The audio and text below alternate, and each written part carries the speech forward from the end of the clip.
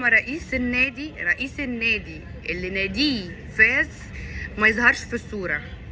يعني النادي فاز وبعد تحديات كبيرة جدا، الخطيب مختفي تماما عن الصورة، ولا طلع ولا قال تصريح ولا شفناه. حتى احنا واحنا قاعدين في الماتش كنا بندور عليه هو قاعد فين علشان نشوفه.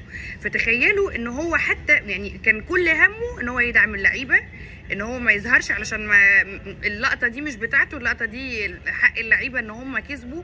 فعايزين ايه تاني من رئيس نادي؟ او ما نحبش ليه النادي الاهلي لما رئيسه نفسه ما يطلعش؟